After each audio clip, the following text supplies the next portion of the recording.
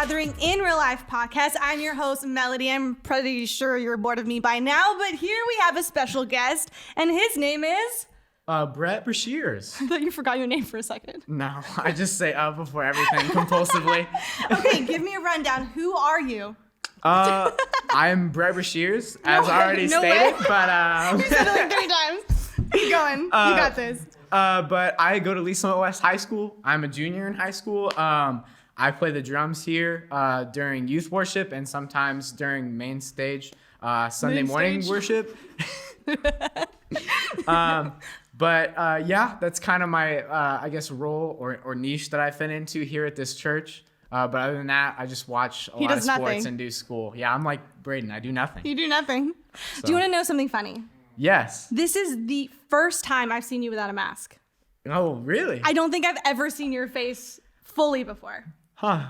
Well, not missing out on much. So, okay, on to our next thing. I'm going to ask you a icebreaker question. All right, I'm ready. Are you ready? Yes. It's a 100%. Funny one. I figured. Okay. Describe the person next to you using only sound effects. Okay, listen. So I saw this first, and I was like, you know what? I can only mimic your walk. I actually don't know what sound effects I would use. Everybody's walk sounds the same. No, you have to walk. Okay, the podcast people will not understand this, but just watch the video, okay? His walk is like, hey, guys. I nay-nay when I walk. To be 100% clear, I nay-nay. You raise your hand really high, and you're like, what's up? When did raising a hand become a part of walking? I don't know, but it's your whole a task vibe. that uses literally only your legs. Vibe. So I guess if I sound effects, it might be the nay-nay song. What sound does a nay-nay make? The song. Oh, the song? Like you don't care. Okay, next, you do me. So, is a word a sound effect then? No, it's a sound. You used sound. Words though. You know what I mean? Okay, fine. Words. I'll take words. Hey, what's up, guys? I'm Melody. I wear cool cutoff jeans with boots all the time, and I sneak copious amounts of Taco Bell into the movie theater. You were listening. So after all. I was. I think that was pretty good. You know what? That wasn't a sound effects, but I'll take it. I'm counting it. That was sound effects. Okay, whatever. Okay, we are here to talk about why worship is important. Let's get into our Jesus mindset. Yeah. Jesus. For sure. We love Jesus. Yes. Okay, so I wanted to ask you a few questions, kind of broad. Okay. But just get specific if you want to. Okay, for sure. Just if you feel like it. Okay. We'll see how I feel. Okay, cool. Okay, so you do a lot of things, clearly, by your elevator pitch. So, of all the things you could have chosen, especially in ministry, why worship? So if your last name is Breshears, you kind of get born into a family of musicians. You don't really get a choice. Well, okay, I don't actually know a lot of your family, so explain that a little bit. My dad played in a band for the greater part of his life. And then when me and my brother were born, my dad just kind of, when we got to the age 9 or 10, he was like, all right, took us to Guitar Center and was like, pick an instrument. Which one do you want to play? So Harrison ended up choosing the guitar. And since he was older than me, he kind of got a head start. And I'm a pretty competitive person. Right. So out of spite, I was like, I'm not choosing the guitar because it's really hard. But I will choose the drums and I will get better than an instrument. So. And did you do so? No, Harrison is. But so I was born into it, and then we started going to church here when I was super young, before kind of the youth group, youth ministry age. So as I grew up, I watched my dad and my brother play in the worship ministry on stage, and I got super excited about it. I couldn't really wait to get into middle school and high school so I could start contributing. And that's kind of where we're at now. Right. I've been playing the drums for about 7 years, and I would say the greater part of it has been on stage at a church. Yeah. So, okay, obviously you and your sister are the ones on the youth band now, but not Harrison, which you were rivaling, right? Yes. So, what keeps you in worship in, youth? Youth worship is a passion for me. It's something that I love. It's something that I really enjoy, being able to lead my peers with music, something that has always been a big part of my life, and being able to see how it positively affects people, because it's such an interesting way to be able to reach out and connect with God and to be able to show your love for God physically through song or through praise. Yeah.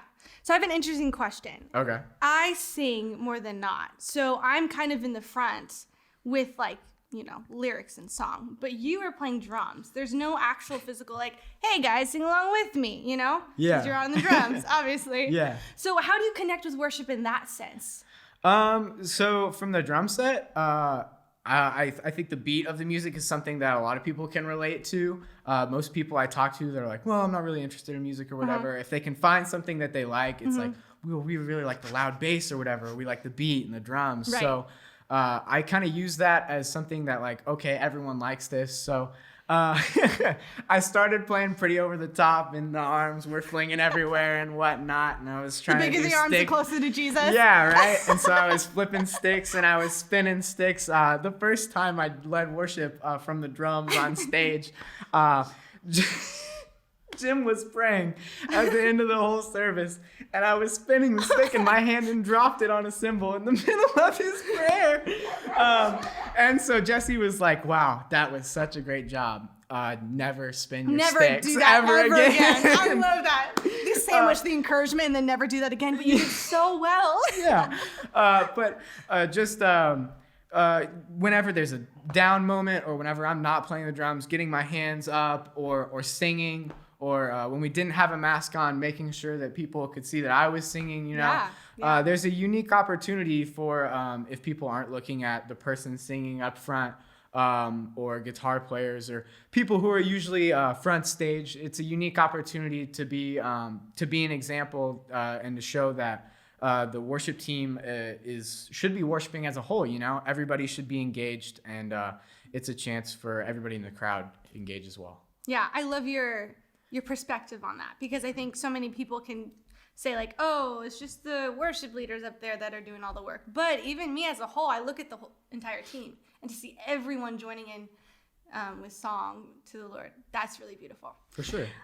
Okay, so you talked about this a little bit, but a lot of the worship, music worship, is done on stage. And we've been doing that for a while. But what does it look like to worship outside of that? So I'd say probably the biggest worship moments, or moments with or without music, for me, it happens a lot just when I'm in my car, just listening to worship music. There's no band in front of me playing. There's a road, so I need to pay attention. Need to focus. Yeah, I do need to focus. But whenever I listen to worship music alone, or the opportunities that I get to be off stage and watch another worship band play, for me personally, being able to physically raise my hands or put my hands out to the Lord, that's as you're driving. Thank you, Lord. Bam. Not good. Don't listen. Don't do that, kids. No, definitely don't do that. But when I'm in the crowd, or not up on stage leading worship, and being able to do that, or if I'm driving in my car singing, not hands off of the wheel, hands on the wheel, but being able to sing, for me, as a musician, that's big for me. It's a chance that I get to be one-on-one with God that's not in a time of prayer or in a time of reading in the Word. So that's special for me. And even for people who aren't musicians, who are in the crowd more and not on stage, or are listening to worship music wherever they might be at work or in their car, on a walk, wherever you're at. I think being able to physically show, and if not physically, just mentally get in a mindset of, I get to spend this one-on-one time with God through a super interesting medium. That's big for me, and I think it's detailed a lot in scriptures, especially throughout all the Psalms and all the one-on-one time in song that David spent, or in poem. Yeah. Who knows? We don't know. Yeah. Tough to tell. Okay, so would you say that worship is only done through the medium of worship? Or that made sense. The medium of music. Can you worship in different ways? Yeah, for sure. You definitely can worship in many different ways. I think when you're serving your peers, or serving your family, I think there is an act of worship there.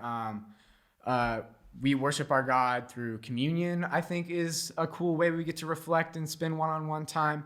It doesn't just have to be music, which is super awesome, because I think there's a lot of people who think, well, I don't play the drums or the guitar, I don't sing. Right. Well, you're super good at taking photos or shooting video or mixing sound, or you're really good with technology. That's like a super cool way for other people to get involved and plugged in through worship. Yeah, I think that's so cool, because Jesus doesn't just call us to specifically stuff in the ministry sometimes. Like, ministry can happen everywhere, not just in the four walls of the church. Definitely. I think that's so important, because a lot of the student ministry, not everyone's on that stage. And so that's a good thing to talk about. Okay, lastly, this is very vast, but for your own personal life, why is worship important to you?